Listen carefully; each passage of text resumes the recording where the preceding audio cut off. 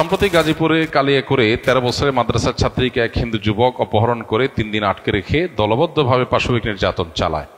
অতীতের মতোই মিডিয়া নীরব, প্রশাসন নীরব। যদি অতীতে দেখেছি এই ধরনের ঘটনার সর্বোচ্চ আসামির গ্রেপ্তার ব্যতীত উপযুক্ত শাস্তি পর্যন্ত পৌঁছায় না। এমত অবস্থায় সঠিক আইনের প্রয়োগ না থাকায় জনগণ নিজেই শাস্তি প্রদান করলে ইসলাম সমর্থনযোগ্য হবে কিনা, খুবই দরকারি প্রশ্ন।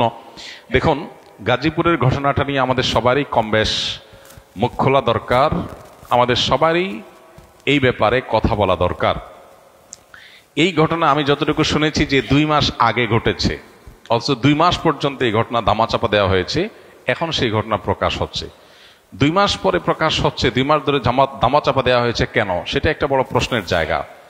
আর এই দেশে মুসলমানরা, আমরা দীর্ঘদিন থেকে দেখেছি, হিন্দুদের পূজা হলে যাতে করে সেখানে কেউ নাশকতা করতে না পারে, মাদ্রাসার ছাত্ররা গিয়ে মন্দির পাহারাদারি করে সেখানে মুসলমানদের বদনামির হাত থেকে বাঁচাবার জন্য চেষ্টা করে। সেখানে সংখ্যালঘু যারা সংখ্যায় কম, তারা যদি সংখ্যাগরিষ্ঠদের উপর এই ধরনের নির্যাতন চালায় বা তাদের ব্যাপারে এরকম দুঃসাহসিকতার পথ দেখায়, তাহলে সন্দেহাতীতভাবে এর ফলে সমাজ অস্থিতিশীলতার দিকে যাবে। আমাদের দেশে আইন বা আইনের শাসন এগুলো যেহেতু জাস্ট মুখরোচক গল্পের মতো, এগুলোর কোনো বাস্তবায়ন আমরা দেখতে পাই না। এজন্য মানুষের আস্থা তলানিতে। এরকম পরিস্থিতিতে মানুষের আস্থা ফিরে আনার জন্য দৃষ্টান্তমূলক শাস্তির কোনো বিকল্প নাই। অতএব এ ধরনের ইস্যুতে বিশেষ করে জড়িতদেরকে দৃষ্টান্তমূলক শাস্তির মুখোমুখি করার কাজটা যদি প্রশাসন করতে ব্যর্থ হয়, তাহলে মানুষ আইন নিজের হাতে তুলে নিলে তার দায়ও এই লোকগুলোর উপরেই পড়বে।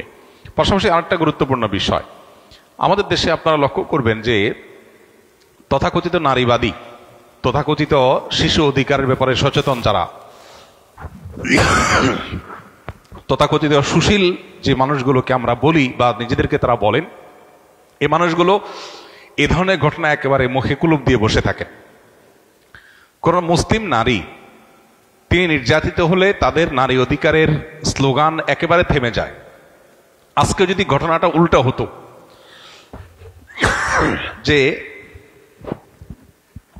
ধরা যাক কোনো মাদ্রাসার ছাত্র, কয়েকজন ছাত্র কোনো হিন্দু একটা মেয়েকে, যে শিশু, তাকে তুলে নিয়ে গিয়ে যদি এই জুলুম করতো, এই নির্যাতন করতো, তাহলে আজকে সারা দেশের মিডিয়া, সারা দেশের তথাকথিত প্রগতিশীল নারীবাদী, এদের পেরেশানের কোনো শেষ থাকতো না, এদের আওয়াজ অনেক বেশি শোনা যেত।